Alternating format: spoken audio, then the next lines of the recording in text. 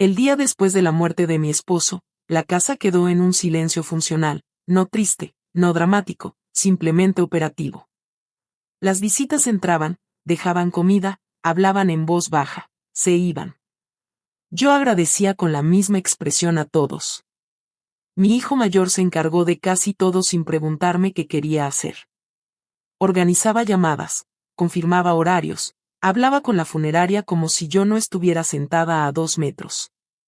No era crueldad abierta, era algo más práctico, como si mi presencia ya no fuera necesaria para las decisiones.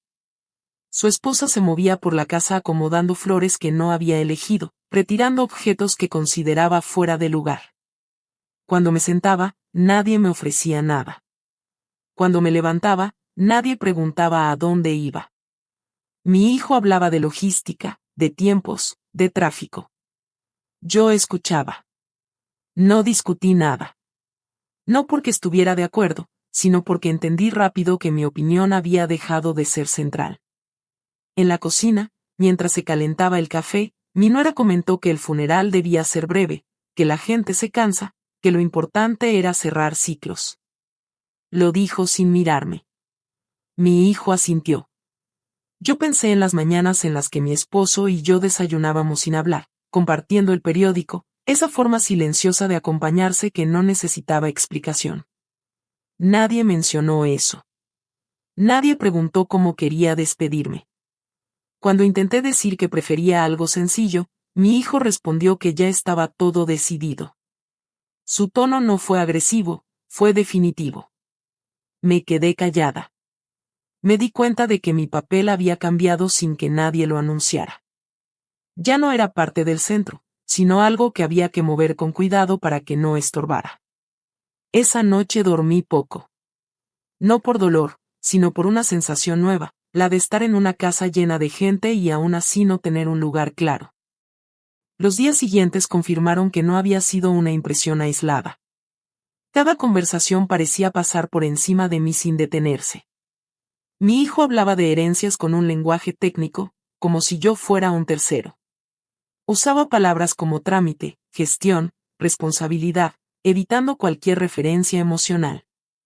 Cuando pregunté si podía conservar algunos objetos personales de mi esposo, respondió que lo veríamos después, que no era el momento. Su esposa comentó que ciertas cosas ocupaban demasiado espacio y que había que pensar en el futuro. El futuro, entendí, no me incluía de la misma forma. Durante una comida, mencioné que prefería no vender el coche aún. Mi hijo dijo que mantenerlo era innecesario, que ya no lo usaría. No discutí. Noté cómo se miraban entre ellos antes de responderme, como si acordaran silenciosamente qué decir.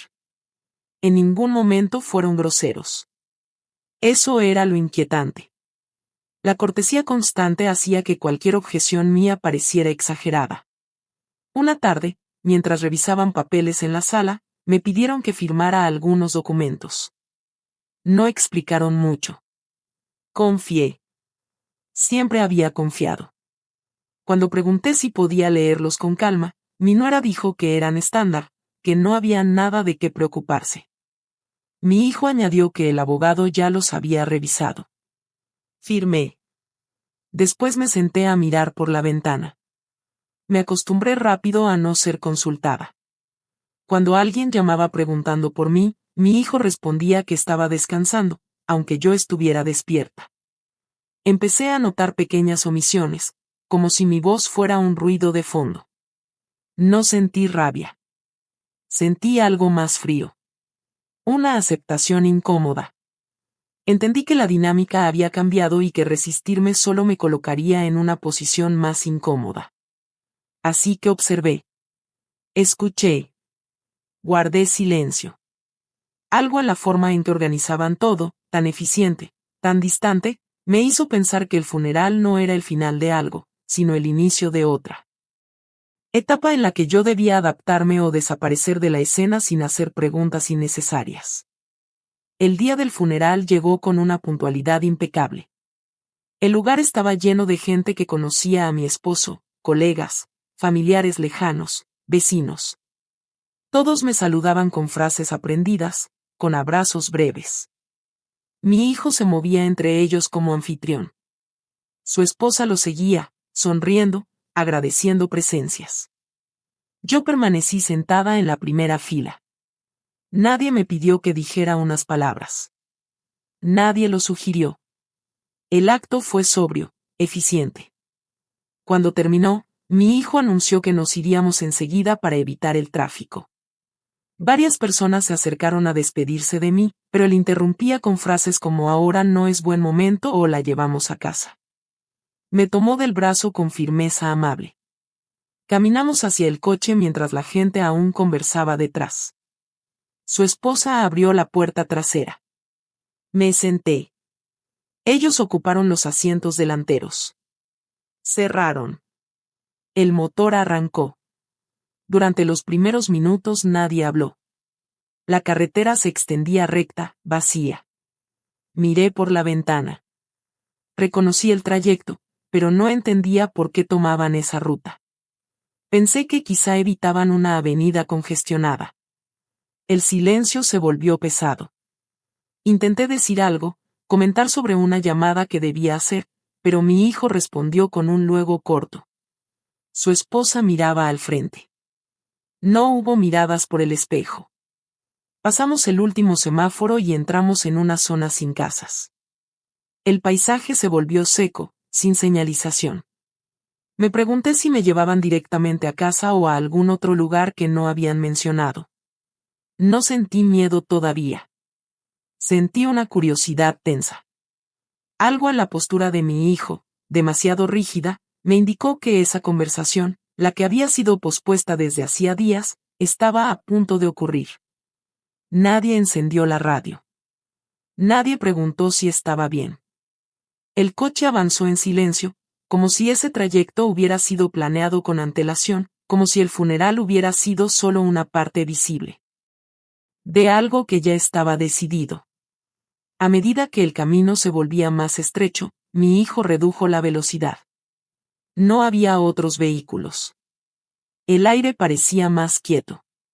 Yo observaba detalles pequeños, la forma en que sus manos apretaban el volante, como su esposa mantenía la vista fija al frente, sin moverse. Intenté romper el silencio preguntando por qué no tomábamos la salida habitual. Mi hijo respondió que era más rápido así. No añadió nada más. Me di cuenta de que no había cobertura en el teléfono. Lo miré un segundo antes de guardarlo en el bolso. El coche avanzó unos metros más y luego se detuvo en la orilla del camino. No era un área de descanso, solo un tramo vacío. El motor siguió encendido. Nadie se movió. Pensé que quizá había algún problema mecánico. Antes de que pudiera preguntar, mi hijo habló. Su voz fue baja, controlada. Dijo mi nombre sin emoción. Le respondí. Pasaron unos segundos. Luego dijo que necesitaban hablar de algo importante. Asentí. Esperé. Su esposa no giró la cabeza. El silencio se prolongó. Me di cuenta de que no era una conversación, sino una instrucción a punto de ser dada. Mi hijo respiró hondo, como si estuviera organizando palabras que no quería suavizar. Sentí una presión extraña en el pecho, no dolor, más bien una expectativa incómoda. Recordé otros momentos en los que él había tomado decisiones por mí, siempre justificadas como protección. Esta vez, sin embargo, no había justificación previa. Solo ese camino vacío, el coche detenido y una sensación clara de que algo se estaba cerrando. Miré alrededor. No había casas, no había gente, no había señal. Pensé en decir algo preventivo, pero entendí que cualquier palabra mía sería vista como una interrupción. Esperé. Mi hijo giró apenas la cabeza, lo suficiente para asegurarse de que yo estaba escuchando. Sus ojos no se encontraron con los míos. La tensión no provenía de un conflicto abierto, sino de la certeza de que lo que iba a decir no estaba diseñado para ser discutido. El coche seguía encendido. El tiempo parecía suspendido en ese tramo de carretera sin nombre. Mi hijo finalmente habló. Dijo que me bajara del coche. No levantó la voz. No explicó. Simplemente lo dijo. Pensé que había escuchado mal. Pregunté qué decía. Él repitió la frase, esta vez sin mirarme, con la misma calma. Me bajara ahora. Su esposa siguió mirando al frente, inmóvil. El motor continuó encendido. Miré alrededor. No había nada. Ninguna casa. Ninguna señal. Le pregunté por qué. No respondió a la pregunta. Repitió la instrucción.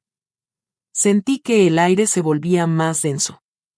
Abrí el bolso, busqué el teléfono, confirmé que no había señal. Le dije que no entendía. Mi hijo estiró la mano y desbloqueó mi puerta. El sonido fue seco, definitivo. Dijo que era mejor así. No añadió más. Me quedé unos segundos sin moverme. No lloré. No levanté la voz. Me bajé del coche. El asfalto estaba tibio. Cerré la puerta con cuidado, como si eso todavía importara. El coche arrancó de inmediato. No miraron atrás. Se alejaron sin acelerar, sin dramatismo. Me quedé allí, sola, en medio de la nada. El silencio era total. Miré el teléfono otra vez. Nada. Pensé en caminar, pero no sabía en qué dirección. Me senté en la orilla del camino con el bolso en las manos. No grité. No llamé a nadie. Me quedé quieta. Sabía que no había sido una decisión impulsiva. Había sido planeada. Me di cuenta de que no sabían algo importante. Algo que yo había guardado sin intención de usar, pero que ahora adquiría un peso distinto. Permanecí allí, observando cómo el polvo se asentaba, entendiendo que ese momento no era una discusión ni una traición abierta, sino una forma silenciosa de expulsión. Y supe que, aunque ellos creían haber cerrado una puerta, habían dejado abiertas otras que no estaban considerando. No pasó mucho tiempo antes de que alguien se detuviera en la carretera. Un conductor local preguntó si necesitaba ayuda. Asentí. Me llevó hasta una zona con señal. Hice una llamada. No fue a mi hijo. No fue a ningún familiar. Fue a una persona cuyo número había conservado por costumbre. Expliqué lo ocurrido sin adjetivos. La respuesta fue breve. Me dijo que me quedara donde estaba. Esa misma tarde, ciertas llamadas comenzaron a circular. No grité. No acusé. Simplemente respondí cuando me preguntaron. Mi hijo intentó comunicarse más tarde. No contesté.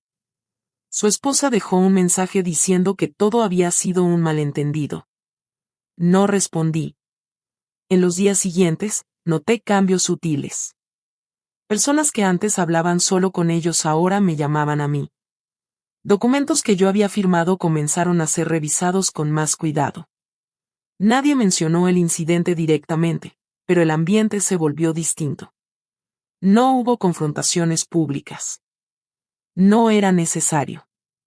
Yo seguí con mi rutina. Dormí en mi casa. Preparé café por la mañana. Respondí correos. Observé cómo ciertas decisiones tomadas sin mí empezaban a requerir mi presencia. No sentí satisfacción. Sentí claridad. Entendí que la expulsión del coche había sido el punto en el que dejaron de fingir cuidado y mostraron lo que realmente pensaban de mi lugar. Eso, paradójicamente, facilitó todo lo que vino después. No necesité explicarme. Los hechos hablaron por sí solos. Mi hijo dejó de llamarme. Su esposa también. El silencio, esta vez, no fue impuesto. Fue elegido. Yo me limité a hacer lo que siempre había hecho mejor, mantenerme firme sin hacer ruido, dejando que cada acción encontrara su propio peso sin necesidad de empujarlo. Con el tiempo, la historia se acomodó sin escenas finales ni discursos. Mi relación con mi hijo quedó reducida a mensajes formales, breves. No insistí en recuperarla. Entendí que algunas distancias no se crean en un momento, sino que se revelan. Volví a visitar lugares que había evitado después de la muerte de mi esposo. Caminé sola. Pensé con claridad. No sentí rencor. Sentí una especie de orden nuevo. Lo ocurrido en la carretera dejó de ser un episodio doloroso y se convirtió en un punto de referencia. Cada decisión posterior se midió a partir de ahí. Aprendí a no asumir intenciones, solo a observar acciones. Mi hijo siguió con su vida. Yo con la mía. No hubo reconciliación ni ruptura formal. Solo una separación limpia, silenciosa. A veces alguien me pregunta por él. Respondo que está bien. No doy detalles. No es necesario. Mi esposo ya no está, pero la vida no se detuvo. Se reconfiguró. La noche ya no se siente vacía. Se siente amplia. No volví a subirme a un coche sin saber exactamente a dónde iba. No por miedo, sino por respeto propio. Aquella tarde en la carretera entendí algo esencial: no todas las despedidas se anuncian, algunas simplemente ocurren cuando alguien decide seguir adelante sin mirar atrás. Yo me quedé. No en ese camino, sino en mí. Y eso, aunque nadie lo notó en voz alta, fue suficiente.